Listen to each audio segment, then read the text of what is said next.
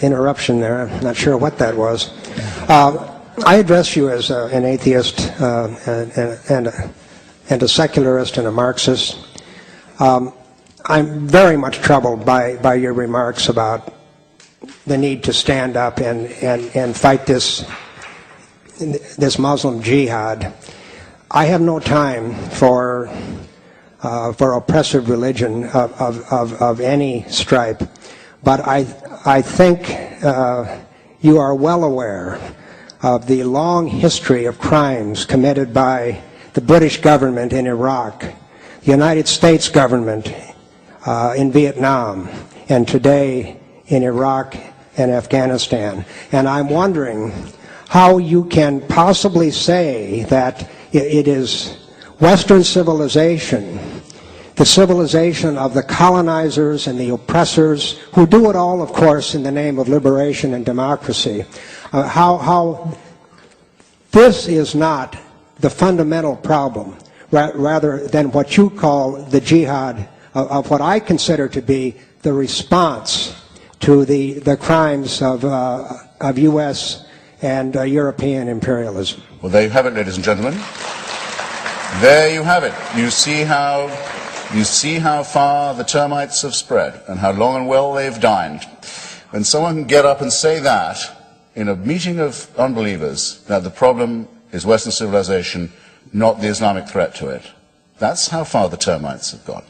Now, as a matter of fact, sir, I could have asked that question 50 times better than you did and answered it 50 times as comprehensively. If you like, I can, without conceit, refer you to a biography of mine of Henry Kissinger. That is a compendium and anthology of the war crimes committed by the United States and its allies in the Third World and elsewhere, and a call for those people, those responsible, to be arraigned for crimes against humanity and war crimes. It's a cheap paperback published by the New Left Review that anyone can get hold of, and I can't recommend too highly.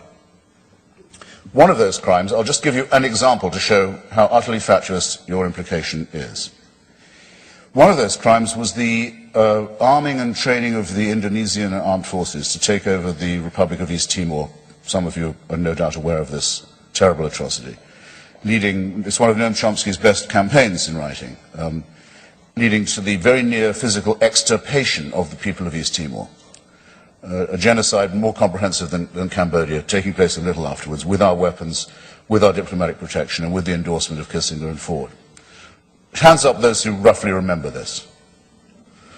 Okay, not as good as I'd have liked, but still, and sad, but bear it in mind and look it up. Now, what are some of the items of the Al-Qaeda bin Laden manifesto?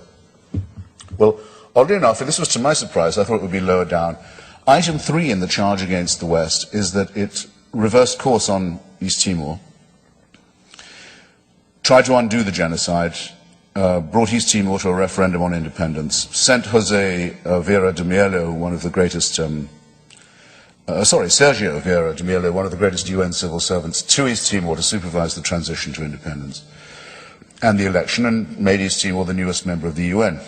Bin Laden says, "For this we will never forgive the Christian crusaders and their imperialist friends. They took away a republic from a Muslim land," Indonesia. Most of the people of East Timor, by the way, are Christian and speak Portuguese. A detail.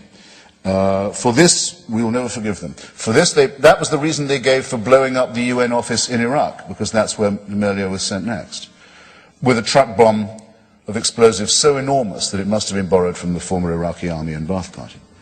That's the reason they gave for blowing up the Australian tourists in Bali, in Indonesia, and the Indonesian taxi drivers who were servicing that resort, because they couldn't forgive the West for its behavior in East Timor. In other words, if you want to avoid upsetting these people, you have to let Indonesia commit genocide in East Timor. Otherwise, they'll be upset with you. You'll have made an enemy. If you tell them they can't throw acid in the faces of unveiled women in Karachi, they will be annoyed with you. If you say, we insist, we think that cartoonists in Copenhagen can print satire on the Prophet Muhammad, you've just made an enemy. You've brought it on. You're encouraging it to happen.